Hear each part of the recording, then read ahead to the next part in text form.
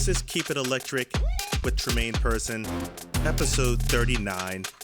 At the time of this recording, it is Friday, June the 28th. The Mariners are still sitting in first place in the AL West, 46-37, only 4.5 games up over the Houston Astros, who are getting hot. Something we all knew would be coming at some point. Astros have won 7 straight, while the Mariners have only won 4 out of their last 10 games. Now, before I go any further here,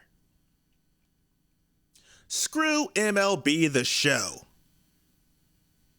24 specifically. Screw MLB The Show 24. I really gotta confess something. I love video games. I don't really like to call myself an avid gamer, but I absolutely love playing MLB The Show. I get a copy every year. I religiously start a new franchise with the Seattle Mariners season after season with the belief that I'll keep playing that franchise for years to come, or maybe I'll get lucky and they bring back carryover saves so I can keep loading that franchise into the next version of the game that they release. But that's probably never going, that's probably never coming back. And it appears the makers of the game would rather squeeze every dollar out of their fans with Diamond Dynasty and Road to the Show, instead of creating a deep franchise mode for those who absolutely love it. I'm one of those guys. Call me cheap, or I'd rather be called a dreamer. But the story here is, this year, MLB The Show 24, I started another franchise with the Mariners like I always do. I played all 162 games because that is what I always do. And I'm in the playoffs in a really deep, intense matchup against the New York Yankees. First round, 2-2. I load up the game to play this big game 5 to move on to the ALCS. And my data file gets corrupted. I lost everything. I lost everything. I mean, hours of really intense video game baseball playing. I wanted to cry. I mean, I was almost reduced to tears. And then I remembered that I have MLB The Show 23.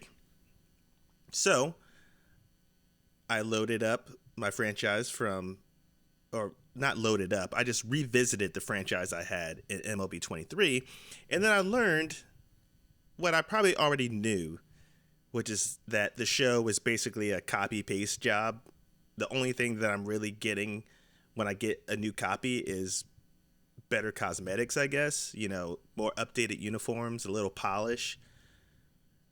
So now I'm back to playing MLB The Show 23, and it's almost like nothing ever changed. I mean, my roster's a little different.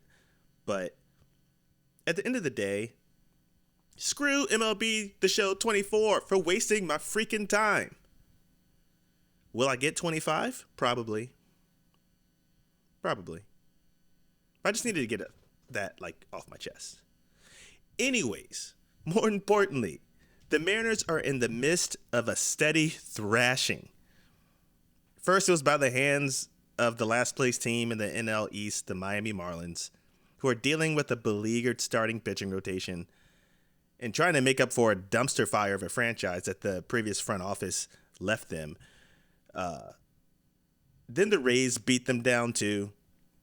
We found ourselves at quite the crossroads here. What was once a plethora of pitching arms have completely gone away by the injured reserve. We have a bullpen minus Saucy and Munoz and maybe Stanek. They're filled with guys that other teams don't want. We still haven't solved our run deficiency, so what are the Mariners going to do about that? We need a bat or two. We need an arm or two. Most recently, our farm rankings have skyrocketed again, and is this the time that we're going to sell it? I don't know. Brian Wu hit the 15-day injured reserve list with a hamstring strain. They say it's not that serious in most cases. You'd think that would make way for Emerson Hancock to return to the main roster, but he was just removed from a game in AAA from what they think could be just like a bad back. Wu hits the injured reserve or the injured list right as we trade away Dallas Keuchel. He's now a Brewer. I'm not really sure if the Mariners really intended on using him in the first place, but at this rate, the amount of arms we're using to just stay alive right now, I could almost say we could call Chris Flexen back. I mean, I'll take anything. Jonathan Diaz is who the Mariners decided to call back up to the main roster. He might be a spot starter. There are a couple of days of rest splashed in, so maybe they might run with the 4-man rotation. I think this upcoming series with the Twins are really, that's really where we're going to see how they use the rotation here. But let's face it, we need all kinds of help. One of the big names linked to the Mariners via trade is Luis Robert. A lot of rumors swirling around Luis Robert. His name is being tied to the Mariners, the Braves, the Dodgers. Those are the main 3 teams. I believe his name is linked to at least 6, but a lot of people think that those 3, the Mariners, Braves, and Dodgers, are leading the charge for him. My thoughts? I don't really know, man. Not at the price that the White Sox are currently asking. Luis Robert he's one of those guys where when you try to define him, it's like, oh, when he's healthy, he is great. And I mean, yeah, that's pretty true. I'm positive some of his health concerns are embellished a little bit because he's playing for a trash team like the White Sox. But the White Sox asking price, to me, that's a little too rich for my blood. I think they're looking for like 3 top prospects. And I keep hearing Emerson Hancock's name get thrown in there, Cole Young. Like, I don't want to get rid of Cole Young. I think Cole Young is who we'll be using after J.P. Crawford. So I don't want to get rid of Cole Young. Too rich for my blood. But we know the Mariners need another bat. I don't think gunning our farm is worth it. Luis Roberts hitting 204, by the way, so far this year in the 28 games that he's played. He's hit 8 home runs. 3 of them were in T-Mobile Park. So, I mean, one thing we did learn in his mini audition with the Mariners was that he can hit the ball out of T-Mobile Park with ease. It doesn't even look like he swings hard. He just lifts the ball out of the park. So then, with that being said, I think they had 4 games here, and he hit a home run in 3 of them. One of them was against Mike Bauman, so, like, that's like a gimme. But maybe yes. He wouldn't be in center field because we have Julio, so he can be positioned nicely in right field or left field. Mitch Haniger can't field anymore. He's not good at it.